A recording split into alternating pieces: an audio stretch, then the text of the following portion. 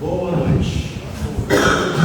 20 horas em ponto, desta quarta-feira, véspera da véspera do Dia das Mulheres. Parabéns antecipado a todas as mulheres. Gente, vou passar rapidinho os casos. Essa noite quente, calorada. Bom, vocês já viram aqui nos recadinhos, nos panfletos, todos os nossos trabalhos, mas é sempre bom frisar. Vamos começar com todos os trabalhos de quarta-feira. A gente tem trabalho de terapia integrativa, práticas integrativas de saúde, onde a gente aplica reiki, cromoterapia e tudo mais. Alivia. Para que serve isso? Rapidamente, prevenção de saúde, estabilização do campo vibracional que todos nós temos, em alimentos chakras. E isso reverte no quê? No bem-estar para a semana inteira. Quanto mais vocês fazem, mais duradouro fica sua eficácia, né? seu resultado. Das 18h30 às 19h30, das 18h às 19h30 a gente faz o trabalho de passe especial chamado P4, onde vários métodos atuam sobre uma pessoa. Um passe forte, um passe magnético que realmente atinge as camadas mais profundas do perispírito, ou seja, arruma, te deixa bem. Quem passou hoje, saiu bem, não saiu bem, ou melhor, né? É isso. Gente, domingo agora a gente tem o nosso trabalho de caravana. Tá fartando mistura. A gente vai ver se nós está pedindo salsicha, para a gente ver se a gente consegue misturar com os legumes que a gente já ganhou, né?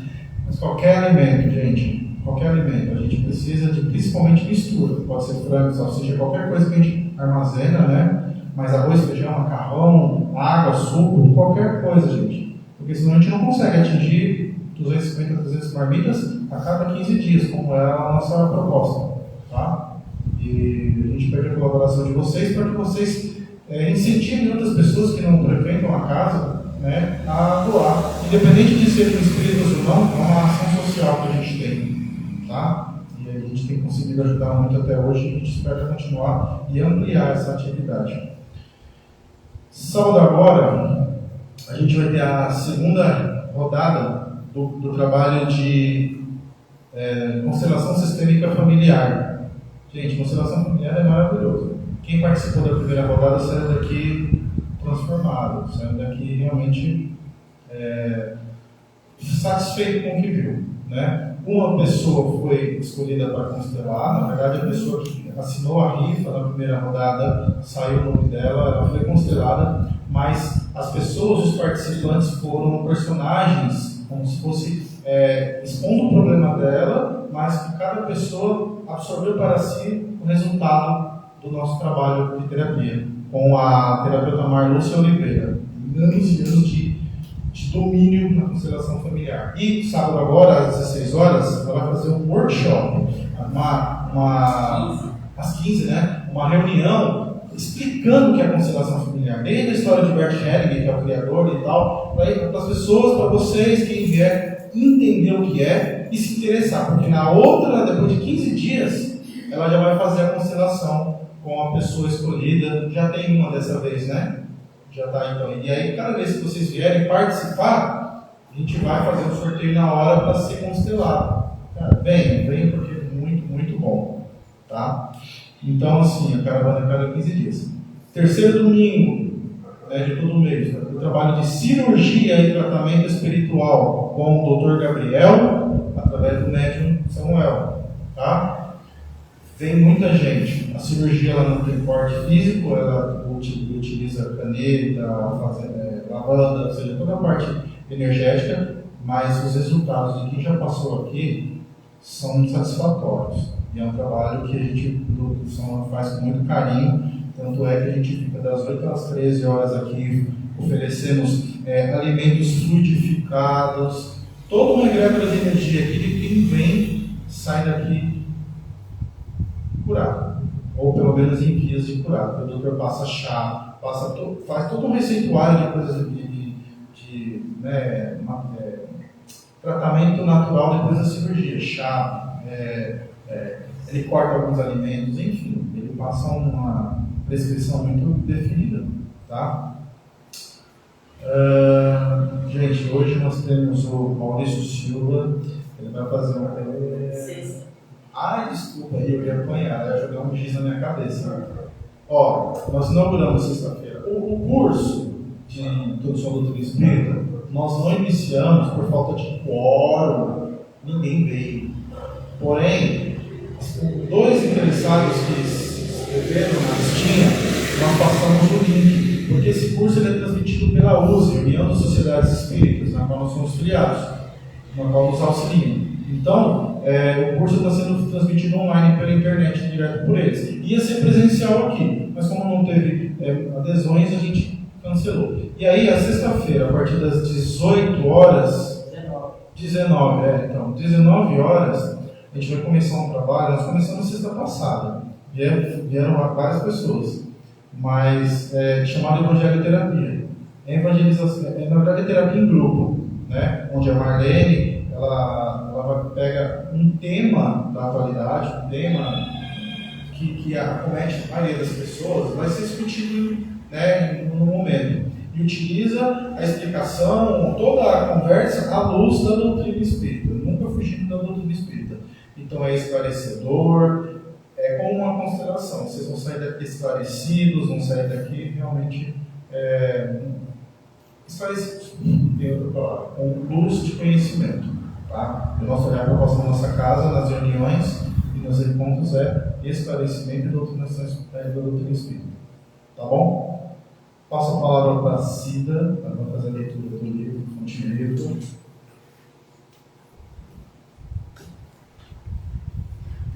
O bazar está aberto. Quem quiser subir tem roupa nova, sapato novo, tá? Você pode subir e a gente acerta aqui embaixo do nome, tá bom? Boa noite a todos. Trabalhos de Jesus, esperando por essa semana. É pedindo para chegar. Foi uma página da Fonte Viva do Francisco Cândido Xavier, pelo Espírito Emmanuel. Demonstrações do céu. Discerne, pois, que o sinal fazes tu, para que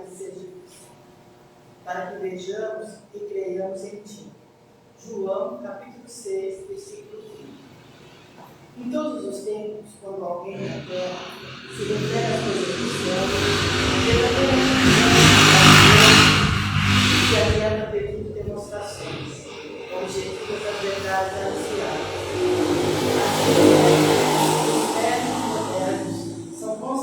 Constantemente assediados pela existência e quando se colocam à procura da vida espiritual. Esse é evidente e deve dar provas daquilo que identifica. Aquele escreve em condições supernormais e é constrangido a fornecer testemunho das fontes de sua inspiração. Aquele outro materializa os desencarnados e, por isso, é convocado ao teste público. Todavia, muita gente se esquece de que todas as criaturas do Senhor exteriorizam os sinais que lhes dizem respeito. O mineral é reconhecido pela utilidade, a árvore é selecionada pelos frutos, o firmamento espalha mensagem de luz, a água dá notícia em seu trabalho incessante. O ar expande informações sem palavras do seu poder na manutenção da vida. E entre os homens prevalecem os mesmos imperativos. Cada irmão de luta é examinado pelas suas características.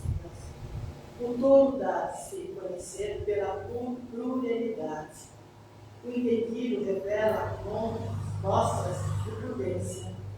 O melhor demonstra as virtudes que lhe são peculiares. Desse modo, o aprendiz do Evangelho nos solicita as revelações do céu para a jornada da terra. Não deve ser olvidar as necessidades de revelar o firmamento, disposto a caminhar para o céu. Houve um dia em que a turba vulgar dirigiu-se ao próprio Salvador, que se beneficiava perguntando: que sinal fazes tu para que vejamos e creiamos em ti? Imagina, pois, que o Senhor da vida foi dirigida a semelhante interrogativa, e a indagação não se fará do alto a nós outros. Toda vez que rogarmos os sinais do céu, a fim de atendermos os nossos simples deveres. Assim seja, graças a Deus.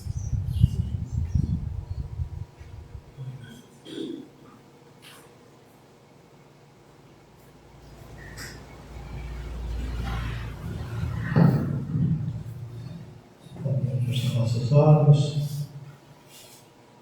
Vamos agradecer a Deus nosso Pai, a Jesus nosso Mestre, toda a equipe dessa casa, toda a equipe da sua equipe, todas as oportunidades de estar aqui hoje buscando o ensinamento de Jesus, de Cristo, que deixou na Terra, nesse planeta que é a escola de bênção, uma escola de conhecimento, de aprendizado, para nós evoluirmos. Obrigado, Pai, pelo dia de hoje, pelo ar, pelo alimento, do corpo físico, da nossa família.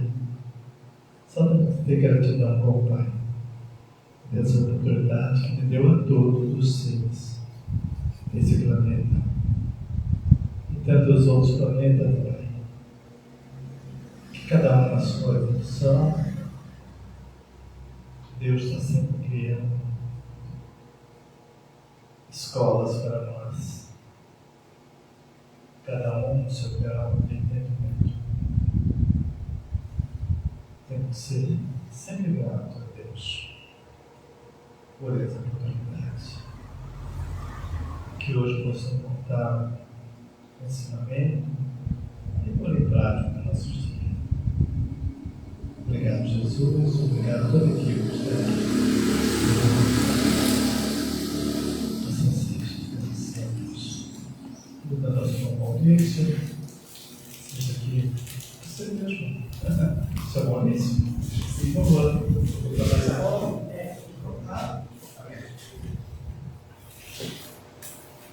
Boa noite, que Jesus nos abençoe. É bom estar aqui no SECPA. A segunda vez que eu trago um tema diferente, não especial, vamos dizer assim, né? O anterior foi sobre onde e quando Jesus nasceu, e agora a mulher do Evangelho. Uma curiosidade interessante, nossa, acho que estou sabendo aqui, não é? Do Emmanuel, que Bíblia do Emmanuel, né? Na nossa Bíblia Sagrada, existem 46 livros do Antigo Testamento e 27 livros do Novo Testamento. No Antigo Testamento, a gente vai encontrar 3 livros com o nome de mulher: o livro de Ruth, o livro de Judite e o livro de Esther. E no Novo Testamento, quantos livros?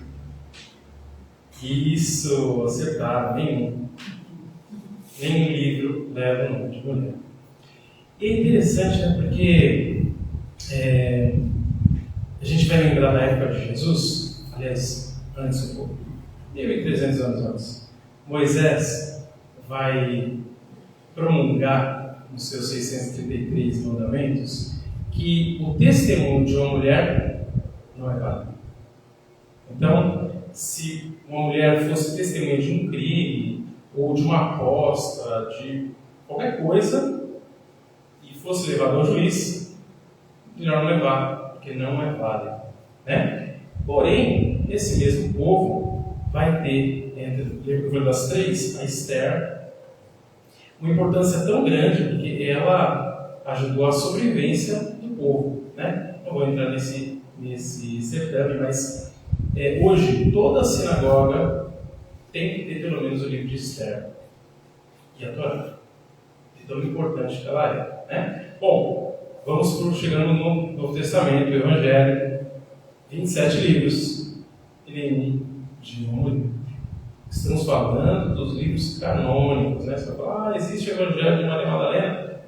Pode até existir, né? Existe o Evangelho de Maria? Não, não existe o Evangelho de Maria. Lucas foi lá e aproveitou bastante, fez várias perguntas para ela, e ela relatou muita coisa que Lucas vai escrever, mas não é o caso aqui. Bom, vamos falar então da mulher do Evangelho, e a primeira mulher. O senhor conhece esse quadro? Vocês estão vendo isso aí? Não, você vê, né? E infelizmente, por problemas técnicos, e não consigo projetar aqui, tá? Mas Jesus e a mulher samaritana. Na verdade, essa foto aqui é uma foto do quadro que eu tirei lá no céu. Porque eu tinha uma imagem idêntica, mas aqui está tão mais vivo, as coisas estão mais vivas mesmo, né? Então eu peguei. Bom, está no Evangelho de João, capítulo 5, esse encontro interessantíssimo.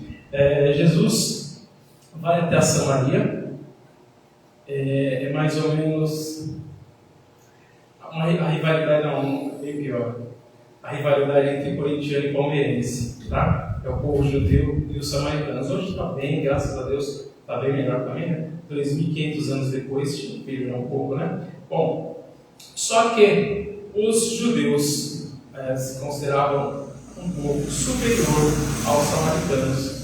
E os samaritanos tinham bronca disso, claro, né? Porque eles dividiam ali o mesmo espaço.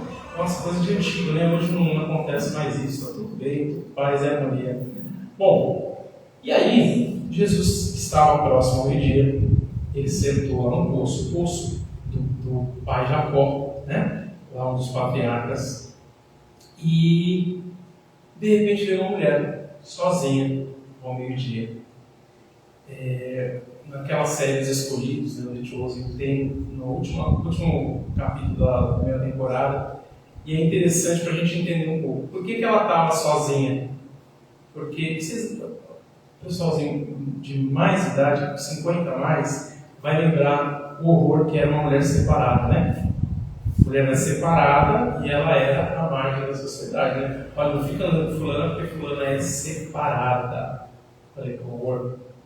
Graças a Deus isso mudou, né? Bom, então por ela ser separada, não uma, nem duas, nem três, mas 5 vezes, ela não podia andar com as outras mulheres. Então ela não podia ir de manhã, quando o sol estava mais...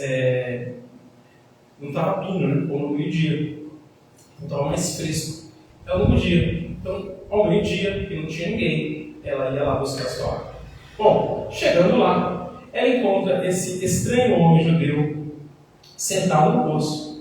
E antes mesmo dela começar a puxar água do poço, ele diz para ela: me dê água. Ele fala assim: como assim? Você é judeu? Falando comigo, sou samaritana, sou mulher? E ele fala: sim, eu pedi água. Se você soubesse com quem está falando, você pediria água para mim. Isso deixou ela mais intrigada, né? E eles começam o diálogo. E ele vai falar para ela e fala assim: não, então vai lá, chama o teu marido e volta. Eu não tenho marido. Sexo bem, já teve 5. E o que está contigo hoje não é o seu marido. Vamos pensar que ele não estava falando da lei de papel casado, de papel passado, né? Ele estava falando de uma comunhão, de uma relação onde existe uma troca de aprendizado, uma troca de amor, de fraternidade, né? Isso é um casamento. Não é porque estava passado no cartório, ou seja lá onde for na sinagoga à época. Bom, e aí ela reconhece que Jesus era um profeta. E não que ele era um simples profeta. Ele era o enviado do Senhor. Ele era o Messias. E ele fala: vai, conta para os seus conterrâneos que você encontrou. E lá ela sai a propagar pela primeira vez que havia encontrado o Messias. Então essa primeira mulher do Evangelho, Marta e Maria, não apenas... Bom, Marta e Maria são 2 personagens interessantíssimas.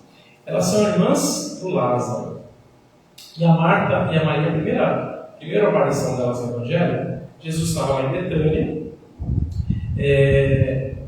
pregando uma boa nova, né? Contando para os discípulos, para o Lázaro, para outros convidados. Era assim, né? Era mais do que a casa espírita, era sempre cheio de gente, né? O pessoal estava lá para ouvir Jesus, e de repente vai que acontecesse um milagre, né? Água podia virar vinho e sal. Não, né? Bom, então o pessoal ia lá, bastante gente, e estava Marta e Maria. E aí, falar agora para as mulheres que nunca passaram isso na vida. Enquanto estava todo mundo lá conversando, ouvindo Jesus, ela estava correndo de um lado para o outro, para a cozinha, para pegar pão, para pegar fruta, para pegar água, para pegar vinho, né? Isso nunca aconteceu com vocês, tenho certeza disso. E aí, ela olhou de relance e quem ela encontrou sentadinha ouvindo Jesus? A Maria. Aí a Marta, gente, ficou muito brava. Falou: Senhor, eu estou aqui atarefada, suando que nem uma doida, e a Maria está aí numa boa, sentadinha, só ouvindo. E aí Jesus disse: Marta, Maria escolheu o melhor, e isso não será tirado dela. Gente, olha só, se a gente olhar ao redor, vocês de casa não vão conseguir ver, mas nós temos muito mais mulheres do que homens. E olha que hoje aqui está acima da média a quantidade de homens, né? Geralmente a gente vai casa espírita, igreja, a esmagadora maioria é a mulher. Então, as Marias betânias que escolheram melhor ouvir a palavra de Jesus, né? Bom, a Marta e a Maria a gente vai encontrar. A Marta e a Maria vão aparecer naquela semana da Páscoa. Na segunda-feira, após o dia de Ramos, no domingo de Ramos, Jesus e os seus discípulos vão a Betânia. Chegando lá em Betânia, Jesus mal entra na propriedade e, de repente, a Marta vem enfiar o dedo na cara dele e fala: Senhor, meu irmão está morto há 4 dias. Se o Senhor estivesse aqui, isso não teria acontecido. Marta, acalma teu coração. Retira a pedra, ele está vivo. Lázaro, levanta ele. Mostra que nós somos a Marta, né? Nós somos a Marta que acordamos, esquecemos de fazer uma oração, saímos correndo para trabalhar e nem pedimos a proteção para chegarmos no nosso trabalho. Passamos o dia todo falando mal dos outros, vendo redes sociais, discutindo Big Brother, discutindo o time que ganhou, o time que perdeu. Voltamos para casa, cansados, mal conversamos com os nossos entes queridos, enfiamos a cara de novo, ou na TV ou no celular, para assistir uma série que é imperdível, que a gente vai esquecer semana que vem, e não lembramos de Jesus. Não lembramos de fazer uma prece, de fazer uma oração, né? E aí, quando as coisas estão mal, a gente fala: por que me abandonou? O que eu fiz de errado? Por que comigo? Por que não estava do meu lado, Senhor? Por que não me afastou do mal? A Marta representa essa nossa parcela. Eu sei que vocês não, todos os espíritos de luz que estão aqui, né? Nunca, jamais fizeram nada disso. Bom, Maria Madalena, aqui eu peguei a personagem da atriz que interpreta a Maria nos Escolhidos. Aliás, dia 21, nos cinemas, 1º e 2º capítulo da 4ª temporada. Não percam, deve estar imperdível. Bom, Maria Madalena está lá no Evangelho de Lucas, no capítulo 8, que entre os discípulos haviam algumas mulheres, entre elas Maria, de Magdala, a qual Jesus havia expulsado 7 demônios. E aqui vai um bom parênteses, né? O Espírito Humberto de Campos, através da psicografia maravilhosa do nosso querido Chico Xavier, escreve um livro chamado Boa Nova. E no Boa Nova, gente, que obra fantástica. Tem um capítulo sobre Maria. E nesse capítulo, ele conta que daqueles 7 espíritos que a obsidiavam, quando ela conhece Jesus, quando ela se transforma, e aqui eu vou falar algo que vai parecer chocante para alguns. Eu amo o livro Paulo Estevam, é a obra mais espetacular que eu já li na minha vida.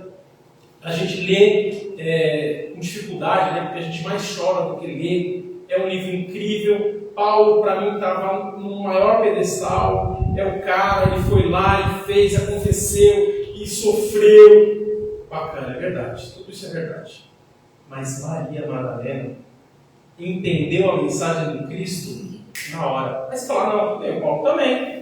Damasco, ele caiu, ficou cego e ele falou: Senhor, o que queres que eu faça? Verdade. Só que ele foi preparado a vida toda para isso. Ele nasceu no berço de ouro. Ele estudou na escola,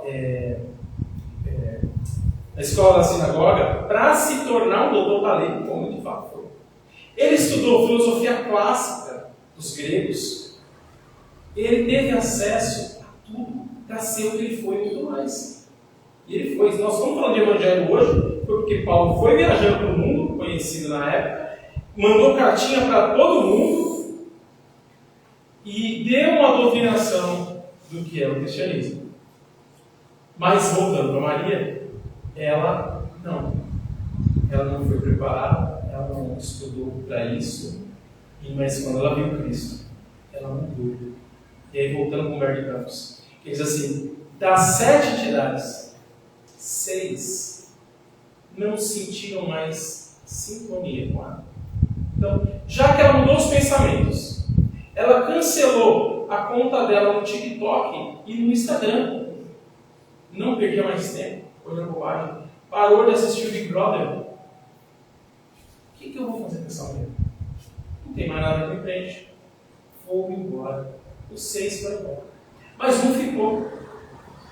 Ele ficou porque ele amava. E já que ela mudou, ele mudou também. E ela, após quando Cristo deixa esse plano terreno, ela vai para o Vale dos Leprosos. O pessoal que assistiu Ben-Hur vai lembrar o que é o Vale dos Leprosos, né?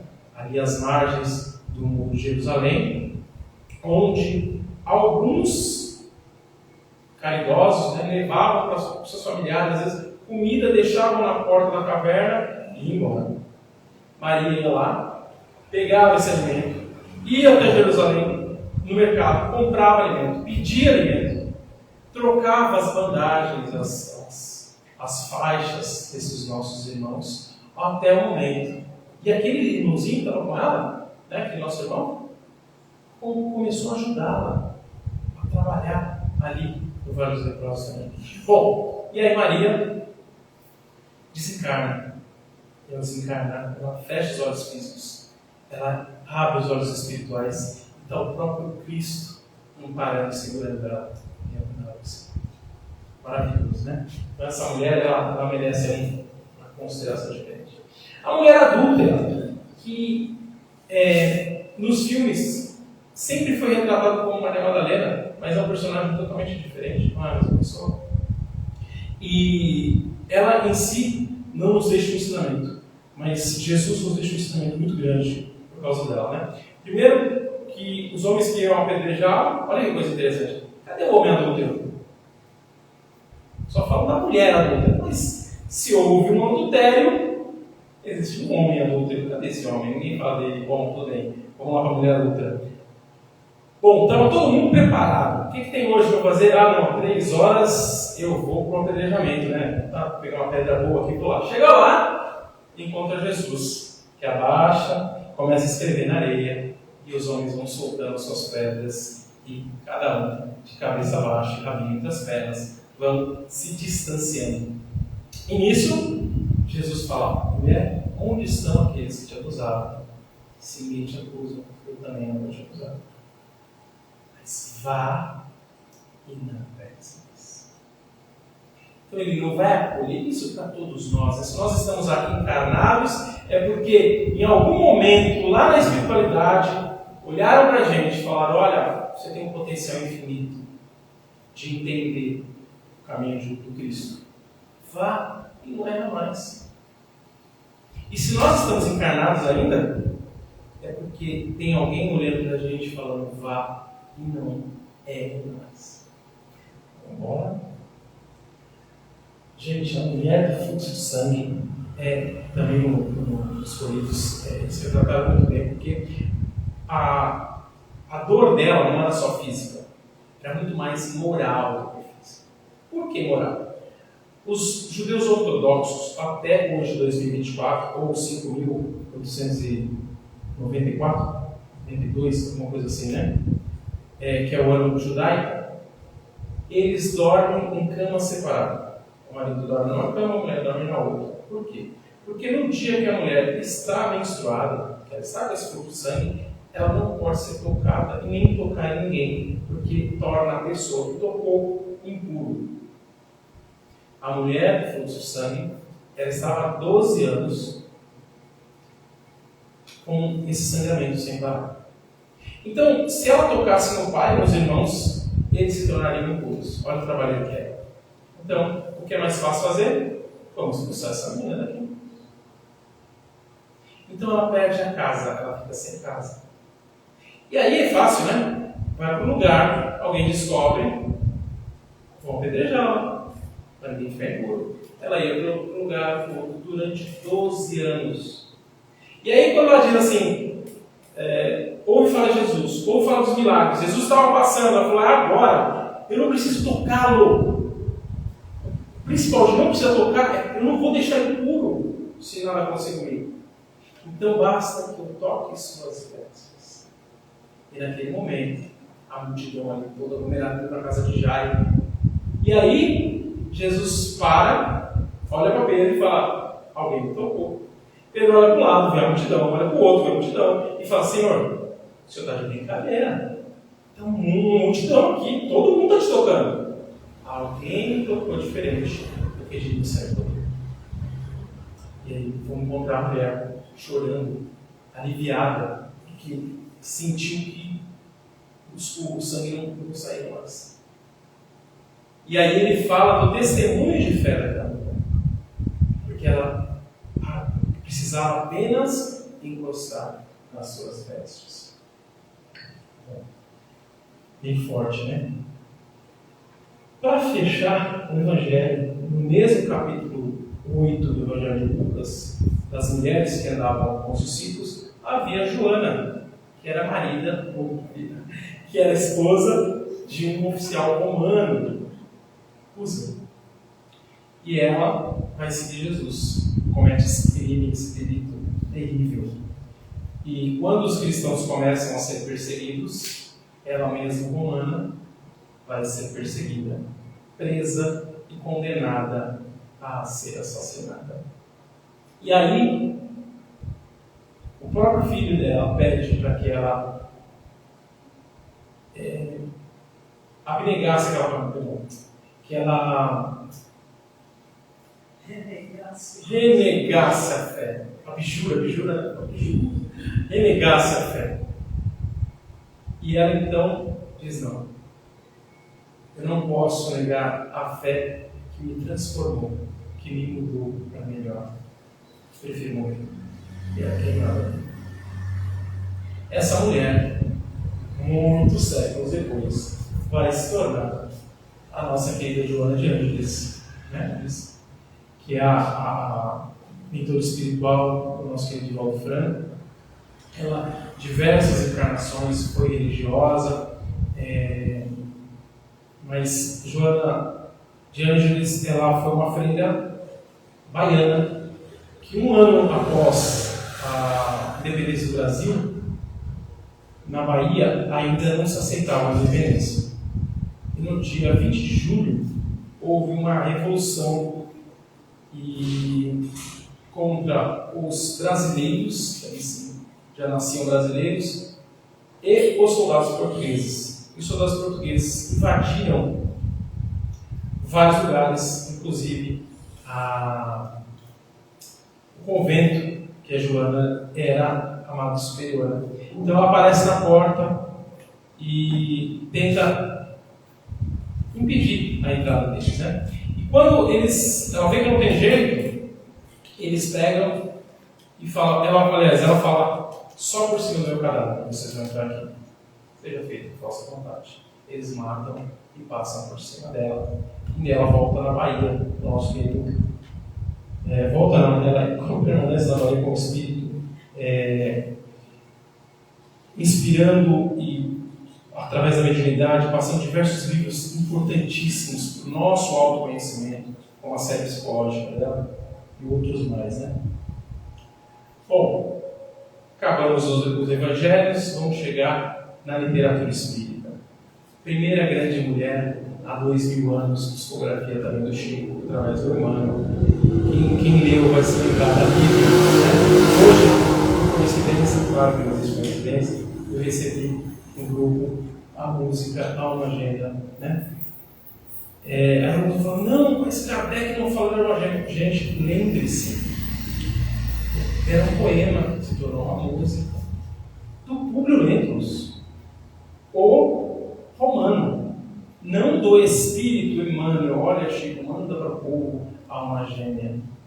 Né? Então não é um conceito que o Kardec vai falar em Alma Gêmea, né? Mas espíritos afins. Mas voltando para a história, ela no circo vai ser comida dos leões, viu, gente? Bem no começo do filme, do livro. Então não vai impactar os que não leram o livro. Leiam. E aí ela está lá, de repente ela começa a cantar: alma gêmea da minha alma, luz e flor da minha vida, e estrela caída. Ai, não é. Assim, nas princesas da vida. Quando eu errava, No mundo, nasce devagarinho.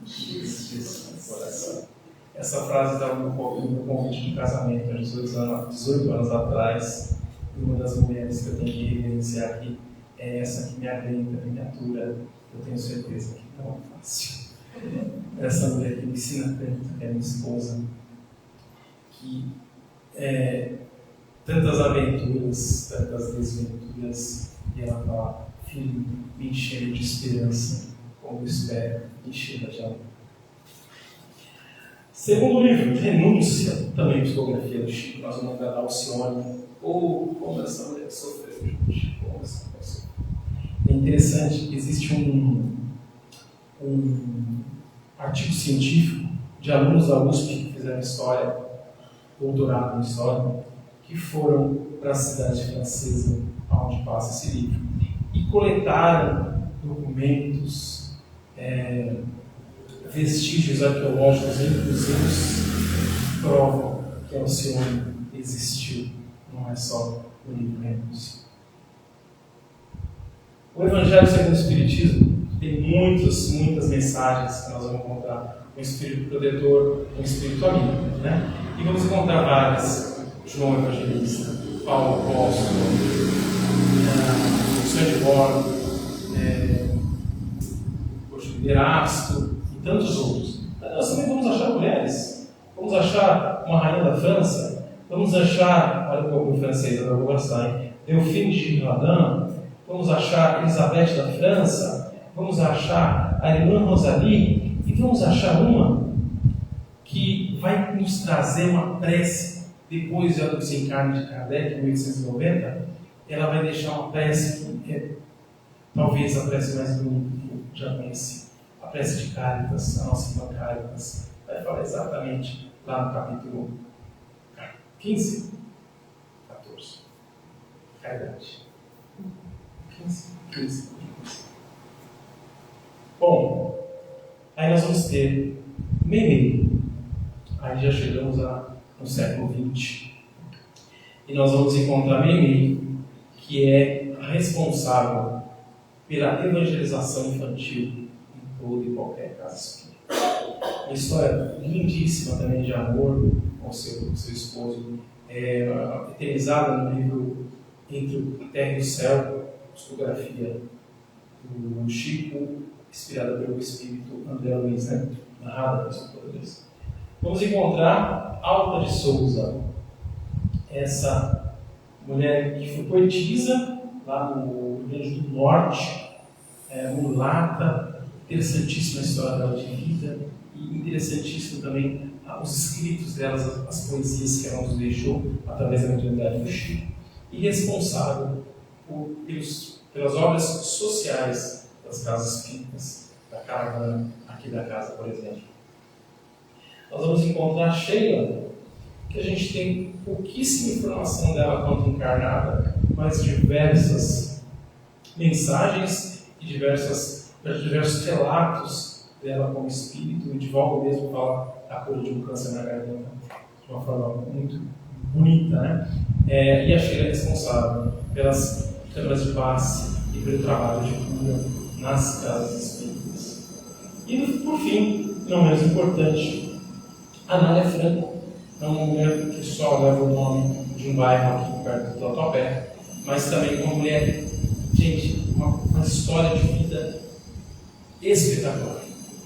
Ela fundou escolas, asilos, orfanatos. E ela fundou a primeira, acho que em 1909, a primeira banda musical só de mulheres. Gente, assim, talvez a gente vai ter uma banda só de mulheres 50 anos depois. Mas, bom, e ela, como educadora, professora que era, é responsável por todos os cursos que temos nas casas espíritas. A literatura espírita ensina para a gente o quê? Em suma, o homem só pisa na bola, o homem só tropeça, o homem só erra, e a mulher ascende às esferas superiores. Lembra da Lívia? Quando o Emmanuel deixa eu só um pouquinho, esqueci de mais. Até não bebeu água disso, né? Ou dia descer. O Emmanuel, quando ele começa o trabalho com o Chico, ele fala assim: ó, Chico, eu gostaria que fosse todos os dias, menos no domingo de manhã. Não, mas eu posso perguntar por que domingo de manhã? Domingo de manhã, Lívia vem me visitar. 2 anos depois, ela vem me visitar. Ou seja, como o Cristo falou para ele há pouco, né? Você me encontrou aqui, na calada da noite. Não engoliu o seu orgulho. Por isso, você vai ainda sofrer muito. Né? E a Lívia se entregou, vestiu a roupa da sua serva, da sua área, e morreu com 15 anos. Né? Bom, outro exemplo, a mãe do André Luiz. Ela vem visitar o nosso lar. Se a gente acha que o nosso lar é o céu espírita, um medo engano, que ela está em esferas superiores. E aí no final do livro, ela volta, capítulo 47, ela volta a encontrar o André. E ela fala assim: olha, assim, primeiro encontro, né?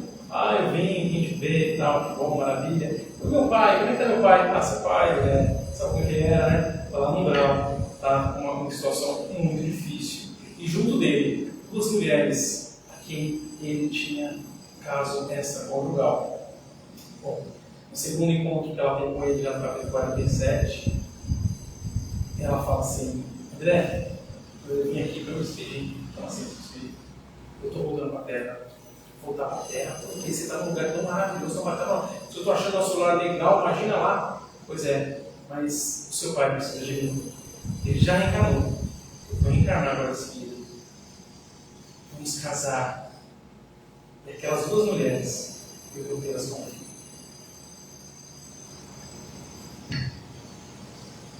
Não dá, né? Não dá para competir. Bom, no nosso lado a gente vai encontrar a ministra veneranda. Eu não achei imagem, mas eu gostaria muito de achar, e eu acho que logo aparece. No filme Nosso Lar 2, Os Mensageiros, eles colocaram uma atriz negra. Eu achei fantástico, porque o André Luiz, ele descreve muito bem cada personagem, né? Ele descreve os traços de fraternidade, de sabedoria, de conhecimento, de amor, mas em nenhuma obra ele descreveu o cor da pele. Então a sensibilidade do diretor em colocar uma mulher negra como ministra veneranda foi ímpar. Quem é essa mulher? Bom, ela é simplesmente a única capitã do nosso lar, isso lá em 1942. 93, quando o livro foi publicado, que conseguiu 1 milhão de bons horas, ou seja, 1 milhão de horas trabalhadas para o próximo. E ela, junto com o governador, que também é um cara bom, mas um pouco mais que ela, foram os únicos espíritos que moram no nosso lar que viram o Cristo face a face. Então, mais um ouro das mulheres, né? Maria João de Deus, o Chico não podia vir com um espírito. Tinha que ser um espírito de muito amor, de uma grande hierarquia espiritual. Porque, além de recebê-lo, ela vai desencarnar aquele jovem, criança, né? E vai continuar orientando, instruindo como ser um bom cristão. Porque a gente vai achar o que é melhor ser pedido? O bom espírita é um bom cristão. E aí a Maria João de Deus vai deixar algumas cartas para o Chico. E vai ser publicado Cartas de uma Morta. Gente, é interessantíssimo, interessantíssimo. Ivone do Amaral Pereira. Gente, que mulher. Eu, na minha humilde opinião, acho que depois do Chico foi o segundo melhor médium que nós tivemos. Vou destacar 2 obras dela, dentre várias, né? Mas Memórias de um Suicida, do Camilo Botelho, é um livro que é transformador, muda muito a nossa maneira de pensar, de encarar a vida. E o segundo é Dramas da Obsessão, conta a história de uma família judia que é morta pela Inquisição lá em Portugal, e eles vêm para o Brasil através do magnetismo dos seus algozes. É um livro espetacular também. E ela deixa um livro chamado Memórias da Mediunidade, onde ela conta as suas dificuldades. E uma dessas dificuldades foi ela morreu solteirona, porque em determinado momento ela se apaixonou por carta com um rapaz que morava na Suíça.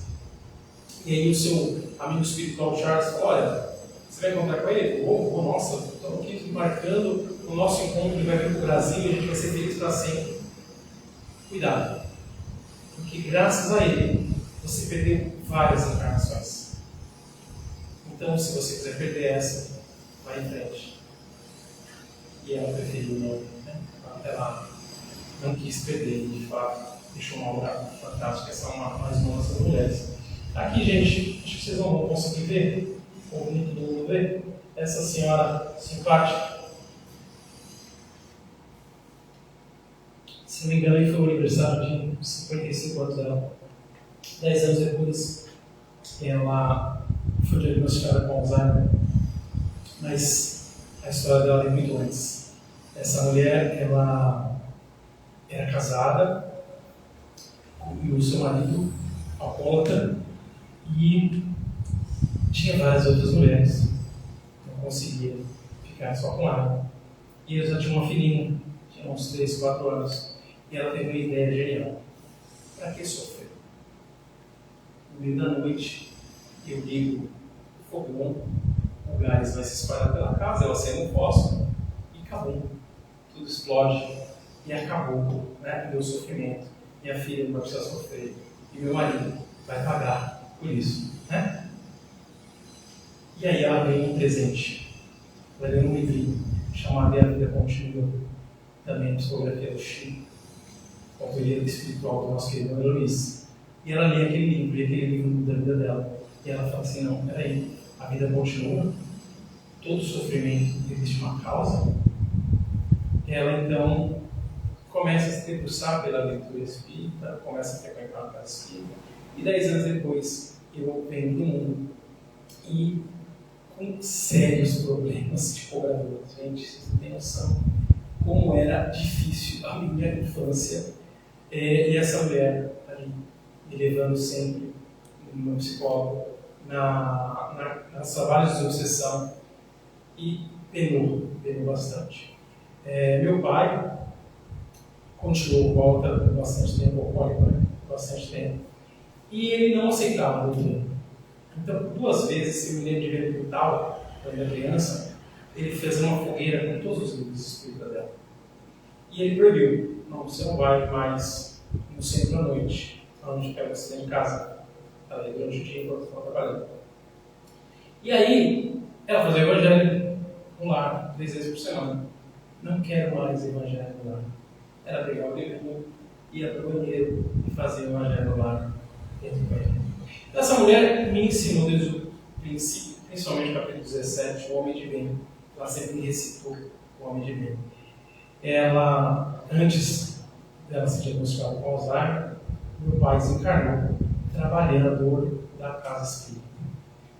Então, é essa mulher que eu tenho que fazer essa menção honrosa para ela, porque me ensinou o verdadeiro sentido de ser cristão, o verdadeiro sentido de ser espírita. E quando nós fundamos uma casa em 2001, e em determinado tempo eu saí dessa casa, fui para outra casa, e eu falei: não, eu tenho que voltar, porque ela deixou o legado, né? Ela deixou algo mais forte do que a herança material, né? E eu voltei. E ela está aí, continuando o seu trabalho no mundo espiritual. E por último, mas não menos importante, aquela mulher que, se Maria João de Deus foi escolhida para ser a mãe do Chico, que dirá Maria de Nazaré para ser a mãe de Jesus? É uma mulher, aliás, é um anjo que se fez mulher. Quando o Cristo, pregado na cruz, chama João, chama ela. Aliás, João, o único dos discípulos que ficou ali até o fim. Os outros correram de medo, mas ela, Maria Bethânia e Maria de Maridade, ficaram ali o tempo todo.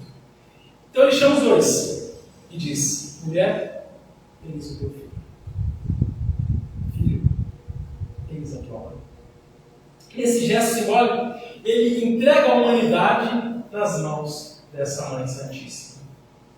E na mão dessa Mãe Santíssima. Toda a humanidade. O livro, eu já falei aqui, Boa Nova, Humberto Campos, tem um capítulo dedicado a ela, que eu não vou falar uma vírgula. Leiam esse capítulo. É espetacular o desencarne dela. E ela, vocês imaginam como mãe, primeiro receber o anjo avisando: bendita Ave Maria, cheia de graça, o Senhor é convosco. Bendita sois vós entre as mulheres, e bendito é o fruto do vosso ventre. O homem que vem mudar a história da humanidade, que vem ajudar a nossa evolução. O nosso governador vai cair, vai passar uma estadia de 9 meses na sua barriguinha. E você, muitas vezes, não vai entender. Muitas vezes vai se perguntar: que homem é esse? Mas ele teve com ela, ela teve com ele durante toda a sua vida pública também, e ela vê o Calvário, toda aquela dor, todo aquele sofrimento, e vai continuar o seu trabalho, continuar tudo que ela aprendeu com ele. Então não importa se a gente, assim, como Emmanuel vai descrevê-la, mas a gente pode vê-la como uma imagem muito conhecida, nossos brasileiros, ou de uma igreja, ou a Pietà, que é algo impressionante. Não importa como a gente concebe essa Mãe Santíssima, e nós temos que dar graças à Igreja Católica por preservar essa não idolatria. Porque idolatrar, por isso não fala mais alcoólatra, né? Idolatra o álcool, não idolatra o álcool, é um doente, é alcoolista. Idolatrar é trocar algo por Deus. Aliás, trocar Deus por algo. Então, no caso de Maria, que muitos erroneamente falam: o católico idolatra Maria. Não. Idolatrar é tirar Deus e colocar outra coisa que você começa a adorar. Eles, acertadamente, a veem como uma intermediária entre Deus, a compadecida, a nossa advogada. Pede para o filho, o pai pede para a mãe que o filho atende. Né? Então, graças a essa tradição, nós entendemos como a arca da aliança, da nova aliança. Né? Nós a entendemos como ela que deu um empurrãozinho lá naquele casamento, uma cidadezinha minúscula chamada Caná. Fala, filho, chegou a hora. E muda toda a história da humanidade. Então, essa mulher que a gente, graças a Deus, temos essa conexão, temos essa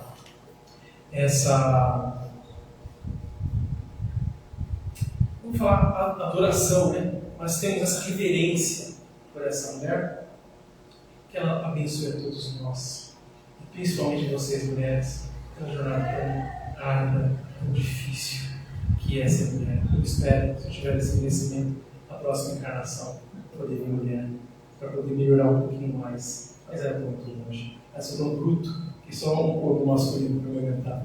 Que Jesus abençoe a todos e Maria Santíssima seja com vocês.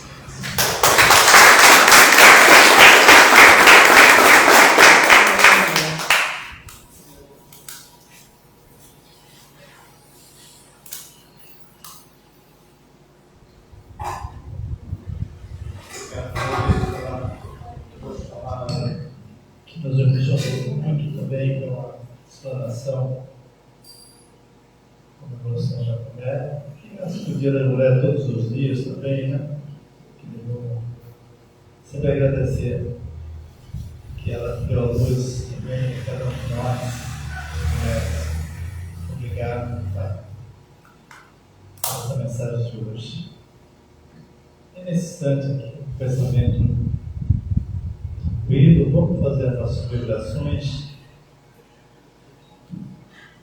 as vibrações do planeta Terra, que é essa escola de bênção, que tivemos a oportunidade de estar aqui nessa escola para aprendizado o Evangelho de Jesus,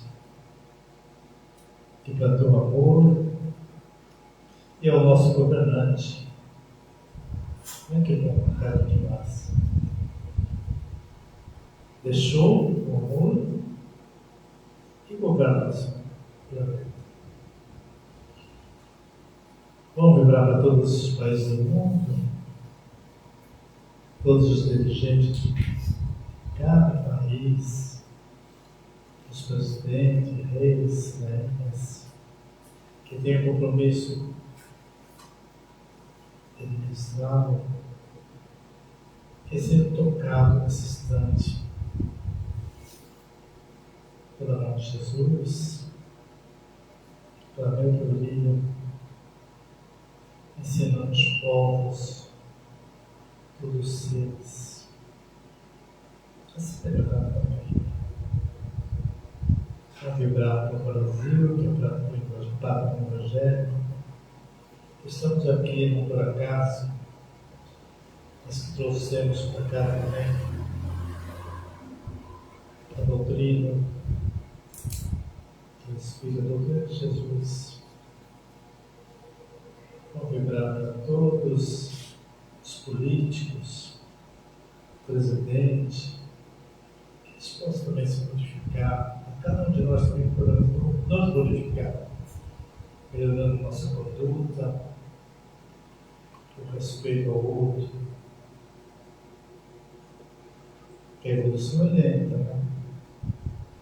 Servir, propósito, nos gravar. Vão vibrar para todos os hospitais, todas as igrejas do mundo, aquela que prega o Evangelho de Jesus, que se fortaleça também. As cadeias públicas, nossos irmãozinhos que cometeram crime, que possa se arrepender, que o nosso Deus Criador sempre dá a oportunidade a seu filho de se melhorar. Vamos lembrar dos jovens, das pessoas idosas que estão em asilos, Vamos lembrar nós somos juntos que estão na rua. Nós não sabemos o motivo que eles estão lá, mas eles sabem essa situação que eles estão passando. Eles possam também se libertar, ser tocados nesse instante. Vamos lembrar da nossa família, amigos, parentes. Vamos lembrar dos nossos irmãos que desencarnaram essa semana, que eles possam estar sendo recebidos pela espiritualidade viva nesse instante. Vamos lembrar das caixinhas encarnadas lá fora. Vamos lembrar para nós mesmos, né? Com comprometimento de nos melhorar, para fazer aquela limpeza, né? E prometer para nós mesmos a nossa melhoria no dia seguinte. Assim conseguiremos dar um passo na nossa evolução. Gratidão sempre ao Pai. Agora estamos tranquilos, vamos se acomodar melhor na cadeira, vamos fazer o exercício do Monte de Maria, nossa mãe querida,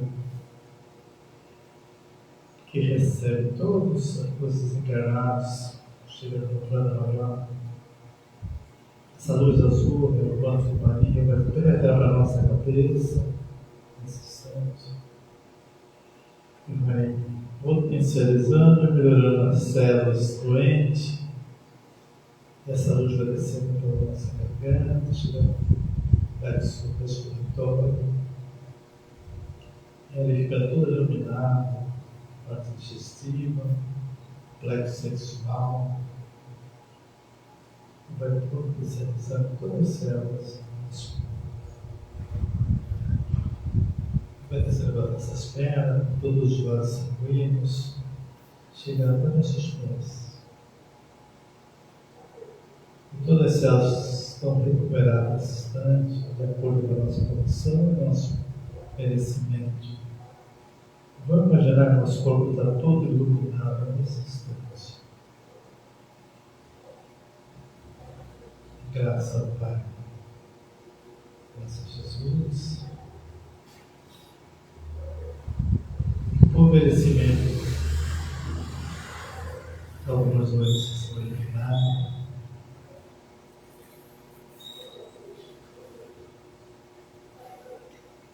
Com a graça do nosso Deus. Muita gratidão sempre. Possamos estar nessa casa toda semana, toda quarta-feira, buscando o aprendizado de Jesus. Que a doutrina espírita está sempre esclarecendo. Que muitos de nós têm vergonha aqui de dizer que é espírita, porque né, que é cristão, religioso. Podemos se esconder, vamos tirar as máscaras e procurar o ensinamento do nosso Mestre. Obrigado a toda a equipe que está aqui hoje e vem atuar tanto nós, aliviar nossas dores. Dr. Eurico Marçanufo, como é toda a casa, sua equipe. Muita gratidão. Que a nós fomos esclarecidos nessa noite. Graças a Deus, assim seja. Agora vamos dar a Câmara de Paz, que estão preparados, posso estar dirigindo nesse instante, na Câmara de Paz.